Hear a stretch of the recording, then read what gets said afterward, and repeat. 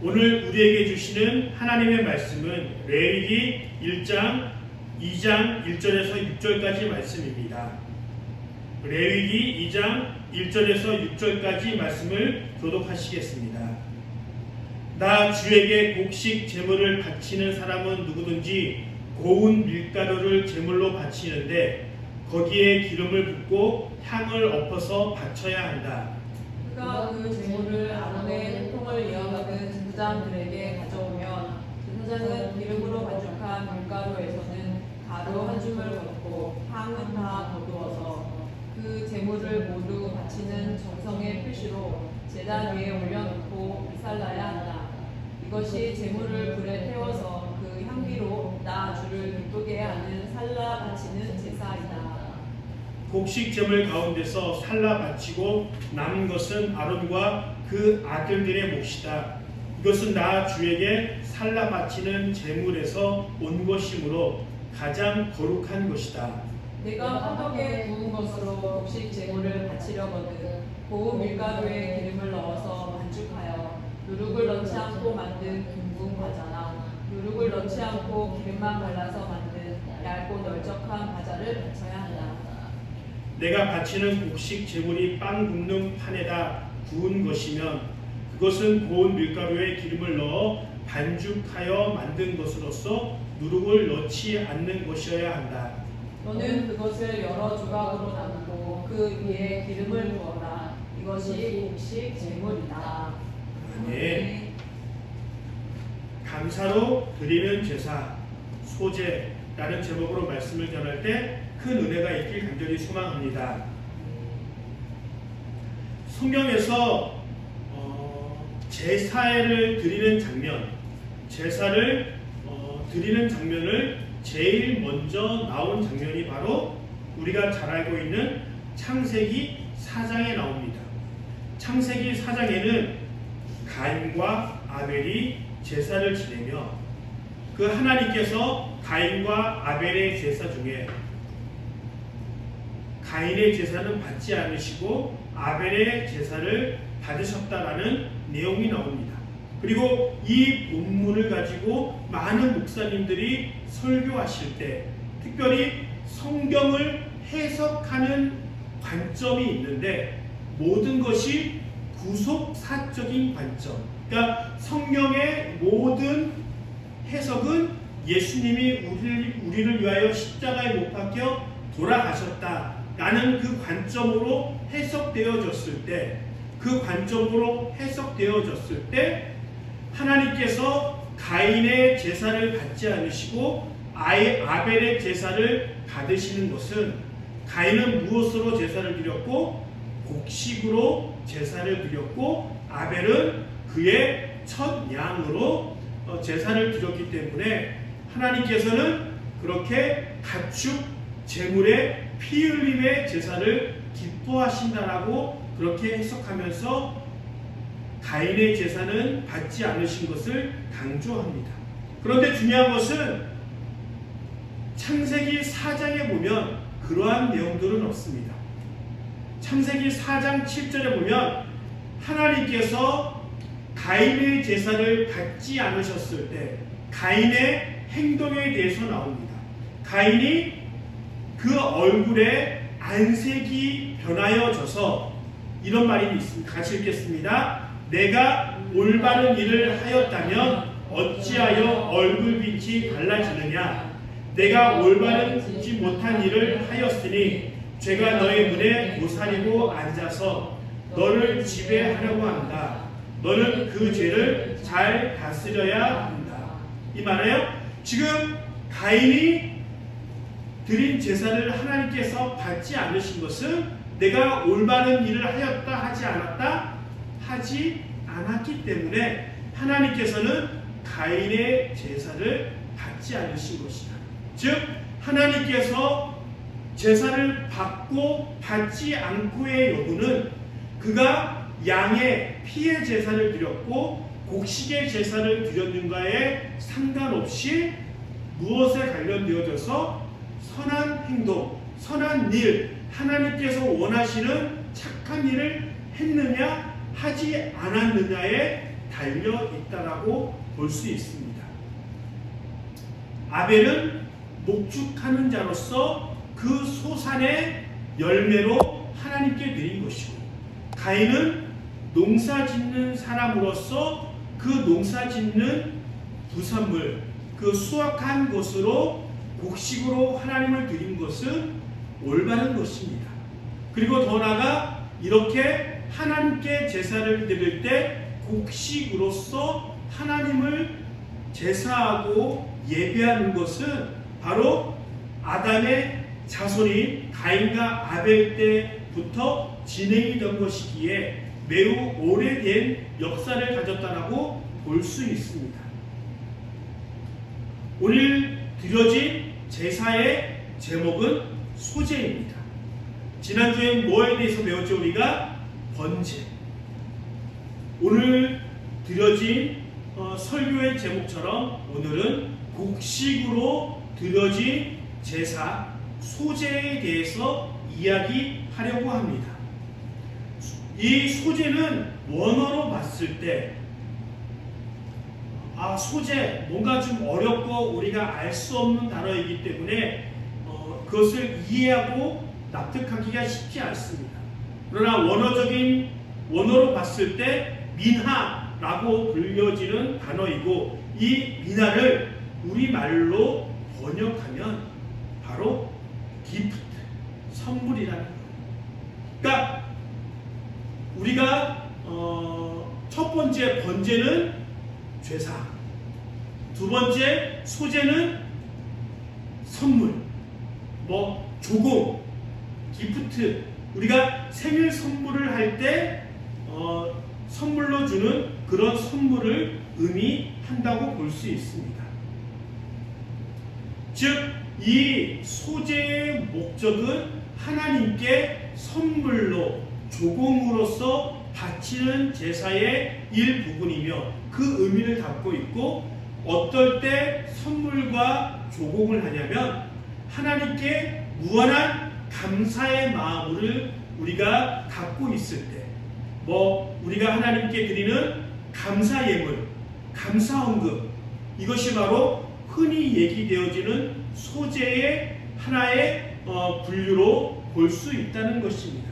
번제가 속죄제와 함께 드렸다면 이 곡식으로 드려진 소제는 바로 번제와 화목제와 함께 드려지는 모습들도 흔하게 성경을 통하여 볼 수 있다는 것입니다. 어찌하였던 이 곡식을 가지고 감사한 마음으로 그렇게 선물을 드리듯이 하나님께 드렸던 제사가 바로 뭐라고요? 소제라고 불려지는 것입니다. 자, 이 곡식으로 우리가 요리를 해 먹을 때, 밥을 해 먹을 때 어떻게 해 먹을 수 있죠? 곡식 자체를 가지고 쪄서 튀기거나 볶아서 먹을 수 있죠. 우리가 밥을 먹을 때 어떻게 해요? 잘 씻어서 열을 가해서 밥을 먹습니다. 그런 것도 있지만 많은 부분에 있어서 특히 중동이나 유럽이나 많은 나라에서는 주식이 뭐예요? 밀가루로 만든 뭔가를 가지고 먹습니다. 밀가루든 그것이 옥수수 가루든 여러 가루를 가지고 먹습니다. 바로 소제는 그 고운 가루를 가지고 고운 가루, 그 밀가루 자체로 하나님께 드리는 것이다. 아니면 여러 가지 조리 도구에 따라서 다르게 만들어진 음식의 완성품을 하나님께 드리느냐에 따라서 구분되어질 수 있습니다. 오늘 성경에 보면은 화덕으로 만들어서 그렇게 드리는 것이 있습니다. 우리가 밀가루 가지고 먹을 수 있는 게 뭐예요? 빵. 누룩을 넣고 잘 발효시켜서 아니면 부드럽게 해서 빵을 만들어 먹거나 아니면은 잘 납작하게 밀어서 칼로 잘라서 눌러서 면을 만들어서 먹거나 아니면은 튀기거나 부치개처럼 만들어서 먹거나 여러 가지 방법으로 먹게 됩니다. 바로 그렇게 다양하게 먹는 방법의 요리 방법처럼 하나님께서 딱 이것으로만 들어라 라고 얘기되어지는 것이 아니라 사람이 조리할 수 있는 화덕이 있는 집이면 어떻게 해요? 화덕에 구워서, 아니면 나는 철판이 있으면 철판에다가, 아니면 나는 냄비밖에 없으면 냄비에다가 요리해서 완성품을 만들어서, 요리의 완성품을 만들어서 하나님께서 태워서 드리는 것이 바로 소제의 제사의 방법이라는 것입니다. 그런데 이 소제부터 번제는 가죽을 제외한 모든 것을 태워서 하나님께 드리는 제사였다면, 이 소제와 화목제와 속건제와 속죄제부터는 번제와 다른 양식이 나타납니다. 그것이 무엇이냐면 이 소제부터는 제물을 어떻게 해요? 사람들이 먹기 시작합니다. 누가 먹느냐에 따라서 달라질 수 있지만 어차피 소제도 드리는 아주 소량의 것만 드리고 나머지는 누가 먹어요? 제사장들이 그것을 먹습니다. 고운 가루, 최상급의 고운 가루 1.8리터 정도, 우리가 흔히 생각하기에 생수 2리터에 조금 안 되는 부분을 하나님께 소제로 드리면 그것의 일부분을 기름과 같이 불 위에 태워서 드리고, 많은 부분의 밀가루는 어떻게 해요? 제사장들이 생활을 하면서 그것을 가지고 음식을 만들어 먹게 된다는 것입니다. 그리고 더 중요한 것은 이렇게 밀가루를 가지고 음식을 만들 때 맛을 더하기 위해서 많은 재료들을 넣습니다. 지금이야 좋은 빵의 가장 좋은 밑거름은 뭐냐면은 그것에 좋은 밀가루, 유기농 밀가루를 넣느냐, 아니면은 비싼 소금을 넣느냐, 아니면은 어떤 버터를 사용했느냐에 따라서 빵의 종류가 매우 차이가 납니다. 그런 것처럼 보통 사람들이 밀가루를 가지고 먹을 때 좀 더 고급스럽고 좀 더 맛있는 음식을 만들기 위해서 흔히 넣는 것이 누룩이라고 되어지는 발효시키는 것. 우리나라에서는 발효 문화가 많이 없었기 때문에 막걸리 가지고 발효를 시켜서 술빵을 만들어 먹는 문화가 있고, 또 그 빵 자체를 만들기보다 더 맛있는 빵을 위해서 꿀을 넣는다고 성경에 나와 있습니다. 근데 그 꿀이 우리가 흔히 얘기하는 벌꿀보다는 아마도 추측하기로 많은 학자들이 이야기할 때 그 당시에 풍부했던 대추야자, 매우 달았던 대추야자나 포도나 이런 열매의 시럽을 만들어서 그렇게 빵에 넣지 않았을까라고 추측합니다. 왜냐하면 꿀은 그렇게 흔한 제품이 아니었기 때문에 그렇습니다. 어찌하였던 누룩과 꿀은 절대 하나님께 제사를 드릴 때, 소제를 드리기 위해서 음식을 만들 때 다른 것은 유향이나 기름이나 소금은 꼭 넣되, 또 돈이 없으면 유향이 매우 비싼 재료였기 때문에 유향은 넣지 않아도 되고, 또 기름도 최상급의 그런 기름을 넣지 않더라도 그냥 빵과 소금으로만 드릴 수 있지만 절대적으로 넣지 말아야 할 것은 누룩과 시럽 같은 꿀을 넣지 말라라고 이야기합니다. 그런데 왜 꿀과 시럽을 넣지 말라라고, 꿀과 시럽과 누룩을 넣지 말라라고 얘기했을까요? 그것은 정확하게 알 수는 없지만 추측할 수 있습니다. 첫 번째로 아마도 출애굽을 할 때 이스라엘 사람들이 누룩을 넣지 않고 무교봉을 먹었기 때문에 그것을 기념하기 위해서다라고 얘기하는 사람들도 있지만, 많은 사람들이 공감하는 것은 누룩과 시럽 꿀을 달게 하면 어떻게 해요? 그 음식이 빨리 상할 수 있다. 우리가 음식을 최대한 오랫동안 먹을 수 있는 게 뭐예요? 비스켓, 쿠키 이런 것들은 오래 먹고 오랫동안 먹을 수 있어요. 그런데 발효시키고 그것을 뭔가 단맛을 추가하면 빨리 상할 수 있기 때문에 아마도 그러지 않았을까라고 추측할 수 있습니다. 정확한 것은 아닙니다. 그렇다면 왜 누룩과 꿀을 사용하여 좀 더 맛있거나 아니면은 좀 더 부드러운 음식을 만들어야 할 텐데 그것을 금지했느냐? 제사장들이 먹기 때문에. 그 당시에 냉장고나 잘 관리할 수 있는 문화가 없었기 때문에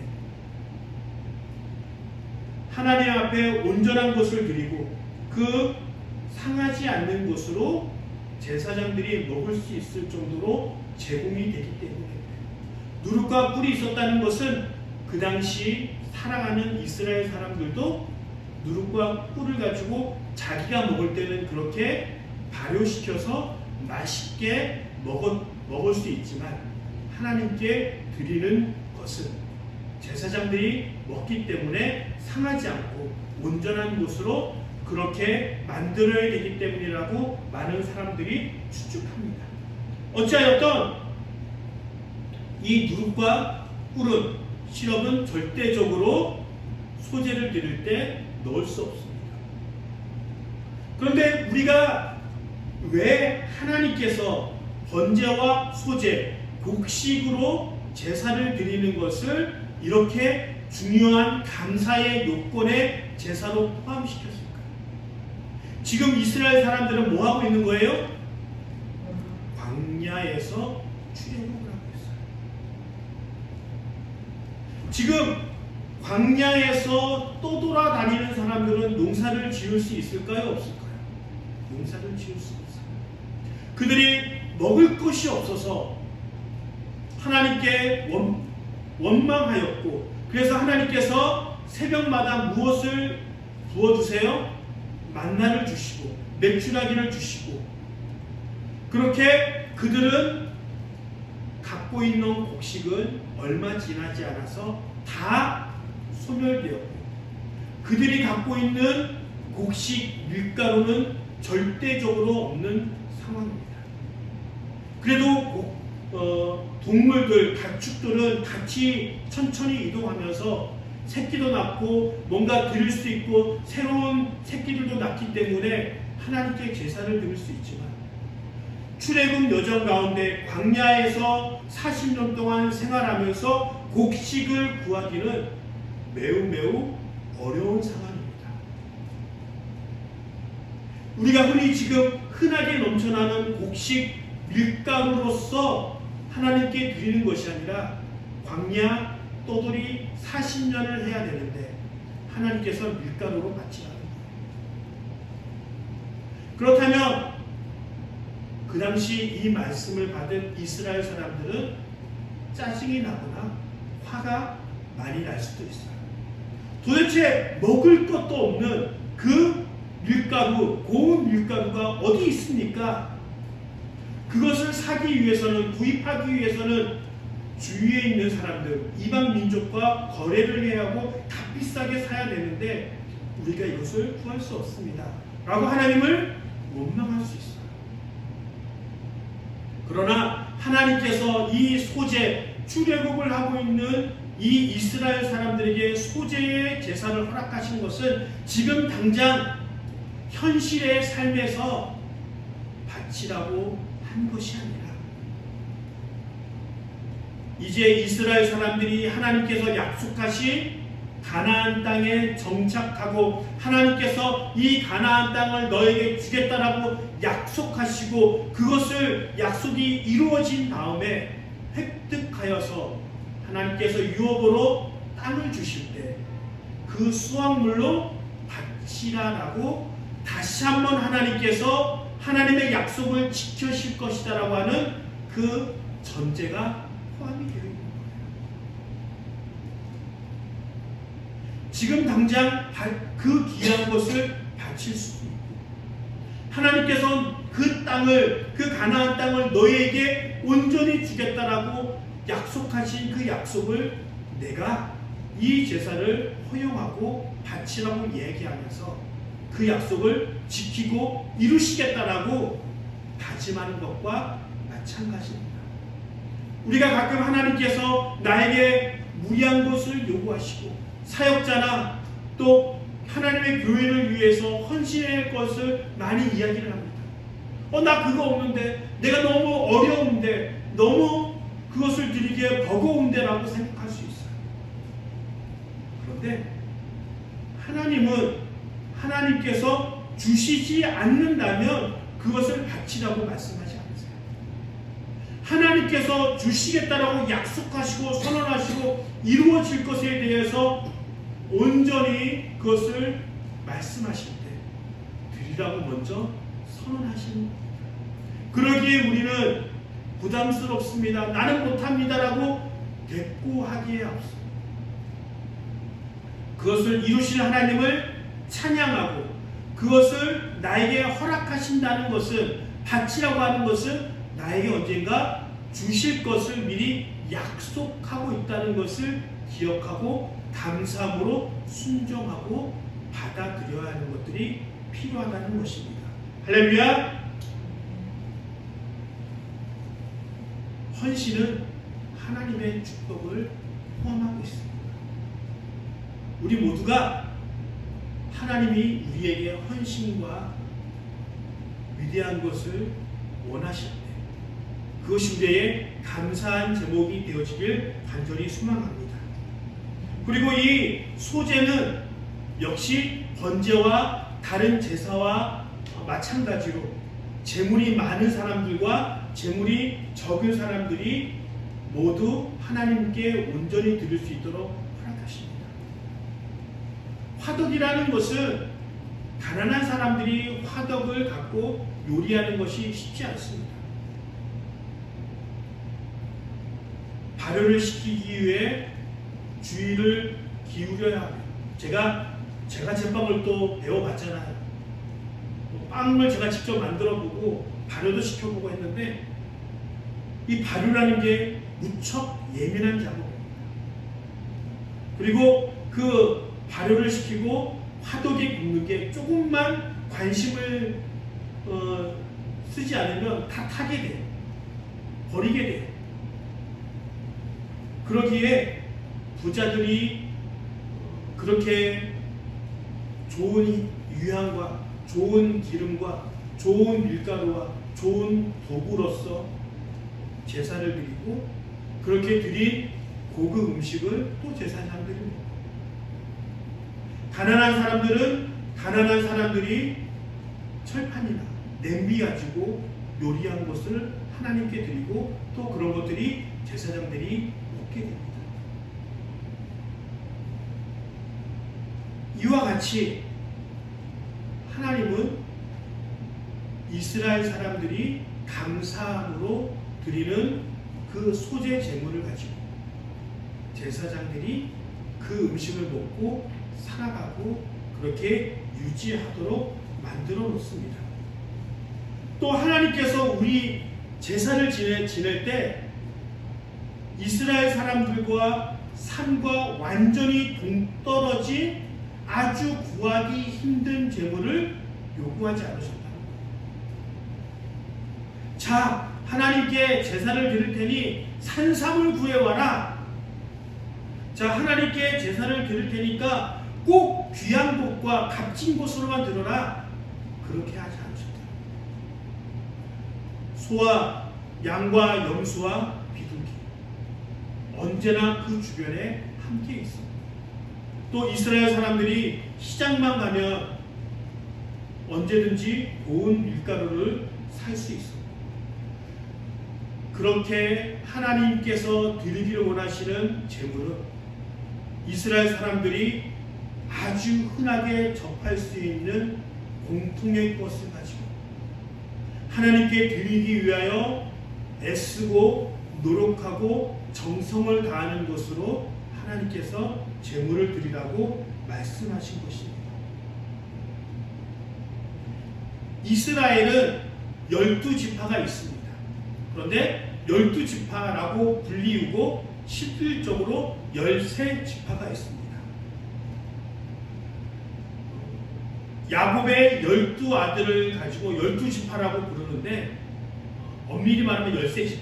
왜냐하면 요셉은 에브라임과 므낫세로 두 지파로 나뉘게 되고 땅을 유업으로 받을 때 야곱의 12아들 중에서 한 명의 후손들은 땅을 기업으로 받지 못합니다. 그것이 누구냐면 레위 지파입니다. 레위 지파는 땅을 유업으로 땅을 하나님께서 주신 기업으로 받지 못해요. 그리고 나머지 레위 지파를 빼고 그 나머지는 에브라임과 므낫세가 들어가서 12지파가 땅을 기업으로 받습니다. 그러면서 하나님께서 레위 지파, 제사장 지파에게 말씀하시는 것은 땅은 너의 기업이 아니다 라고 말씀하시면서 12지파가 너의 기업이다 라고 말씀하십니다.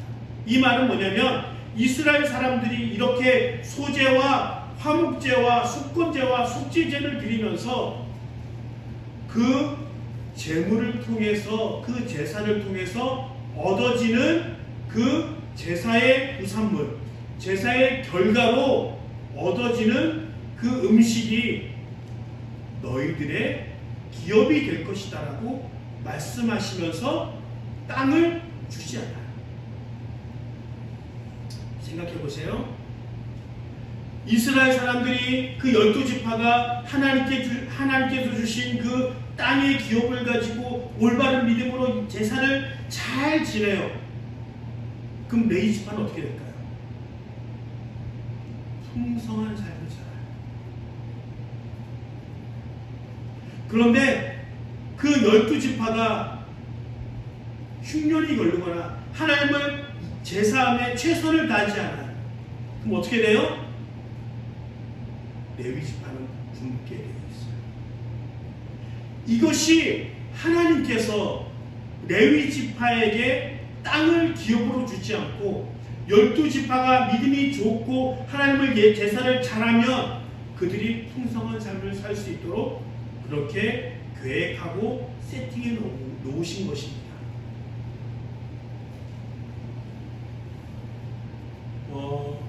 솔로몬이 예루살렘 성전에서 예루살렘의 성전을 짓습니다. 우리는 성전이 너무 좋은 것으로 여겨지고 있습니다. 맞습니다. 성전이 참 좋은 것입니다. 그런데 성전이 생기고 나서 안 좋아진 것도 되게 많아요. 그 전에 이스라엘 사람들은 하나님의 법궤가 있는 실로는 이스라엘 중심에 있었어요. 그래서 남쪽이든 북쪽이든 하나님을 쉽게 찾아올 수 있었어요. 그러나 예루살렘에 성전이 생겼고 하나님의 법궤가 예루살렘으로 예루살렘으로 옮겨왔다는 것은 북쪽에 있는 사람들은 성전으로 오기가 매우 힘들었고 또 나라가 바뀌면서 북이스라엘 사람들이 남유다로 오기 힘들었을 때 우상 숭배를 만들게 하는 단초가 된 거예요. 그리고 그들에게는 성전이 만들어지기에는 이미 각각의 삶의 초소와 가까운 곳에 산당이 있었습니다. 산당이 우상 숭배하는 본거지로서 타락하고 하나님을 예배하지 않고 우상을 섬기는 곳으로 완전히 바뀌어졌기 때문에 산당을 없애는 것이 종교개혁의 가장 중요한 요소라고 얘기하는 선지자들이 많았어요. 근데 처음부터 그렇게 산당이 우상에 숭배하는 곳에 본거지는 아니었어요. 우리가 잘 알고 있는 솔로몬도 1000번제를 어디에서 드렸어요? 기본 산당에서 드렸어요. 생각해 보세요. 지금 우리는 우리 주위에 교회가 많아서 그렇게 먼 거리를 가지 않고 교회에 가서 예배를 드릴 수 있어요. 근데 갑자기 위대하신 왕이 대통령이 나타나서 왕이 나타나서 자 이제 우리나라 수도인 서울에 모든 사람들이 들어갈 만큼 커다란 예배당을 지어놓고 그곳에서만 예배를 드리자. 와, 그 예배당은 이렇게 크고 놀라운 것이야. 정말 어마어마해. 또 그 안에 놓은 대리석과 음향 장비와 성가대는 위대해. 라고 얘기할 수 있지만 삶의 자리에서 예배를 돕고 만들었던 산당에서 일하던 제사장들은 어떻게 됐을까요? 이제 사람들이 산당을 찾지 않습니다. 성전으로만 갑니다. 큰 교회로만 갑니다. 그렇다고 산당에 있는 제사장들이 우상 숭배를 하고 그런 것들이 합리화될 수는 없습니다. 그렇지만 그들이 경제적으로 어렵고 그들이 힘들게 살아온 것을 하나님께서 그렇게 만들어 놓지 않으셨다. 나의 감사함이, 나의 신앙 고백이 우리 모두를 풍성하게 만들게끔 하나님께서 제사를 그렇게 만들어 놓으셨다. 내가 감사하는 것 하나, 내가 하나님의 은혜를 받았다고 고백하는 것 하나, 이것이 매우 작아 보일 수 있어요. 내가 감사하는 것, 감사하지 않은 것 다를 수 있어요. 그러나 하나님께서 나의 감사함, 나의 감사함의 예배, 나의 감사함의 제사를 통하여 제사장들이, 하나님이 만들어 놓은 그 공동체들이 올바르고 풍성하고 은혜 넘치고 견고하게 세워질 수 있도록 그렇게 계획해 놓으신 것이에요. 우리가 우리의 자녀들을 키웁니다. 우리 자녀들을 하나님의 사람으로 잘 성장시키며 그들을 교육을 잘 시키고 올바르게 세울 수 있도록 노력하지만 그것 하나로 끝나지 않습니다. 그 자녀들이 또 사회에 나가서 주위의 사람들에게 올바른 영향력을 끼치고 좋은 사회가 만들어질 수 있도록 사회의 한 구성원으로, 교회의 한 구성원으로 그렇게 바로 서게 됩니다. 그런 것처럼 내가 드리는 감사와 내가 드리는 신앙의 고백과 내가 드리는 하나님의 은혜라고 고백하는 그 모든 것들은, 그 감사의 조건들은 나의 감사에서 끝나는 것이 아니라 우리 모두를 풍성하게 만들고 하나님의 사역자들을 바로 세우며 하나님의 교회가, 하나님의 공동체들이 바로 설 수 있는 원동력을 제시한다는 것입니다. 사람은 어떨 때 행복할까요?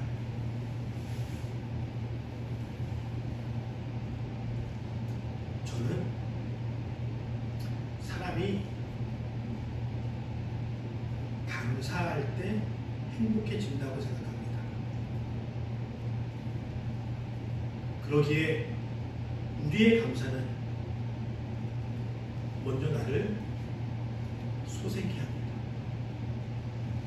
내가 불행하다고 느끼는 사람들의 100%는 그 삶에 감사함이 없어요.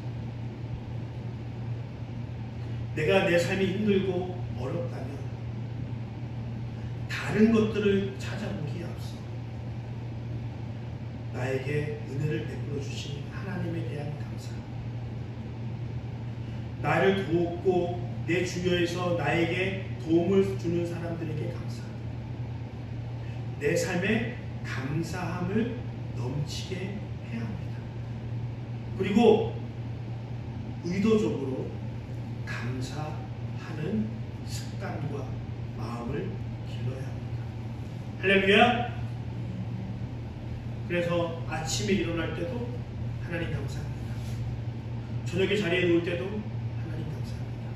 이 모든 것이 하나님께 감사하고 이 모든 것이 하나님의 은혜입니다 라고 하는 고백이 제일 먼저 나를 살리고 소생해요. 그리고 두 번째로 그 감사함으로 드리는 그 제사와 제물을 통하여 제사장들이 하나님 앞에 바로 서게 됩니다. 제사장들이 바로 서면 어떻게 해요? 이 공동체가 바로 서게 됩니다. 그러기에 우리가 드리는 감사와 예배가 하나님의 은혜라고 고백하는 이 모든 것들이 이렇게 귀하게 사용되었습니다. 일주일 살아가시면서 모든 것이 하나님의 은혜입니다. 모든 것이 하나님께 감사합니다 라는 마음을 가지고 이 세상을 살아가면 내가 감사하면 그 감사의 에너지가 하나님께 대한 은혜에 대한 그 에너지가 다른 사람들에게 퍼지면 내가 행복하고 감사하면 그 좋은 에너지가 다른 사람들에게 영향력을 미치며 그 감사함과 그 감사함의 예물과 그 은혜의 고백이 우리의 공동체를 바꿀 것입니다. 그렇게 하나님을 제사하고 예배하며 나가길 간절히 축원합니다.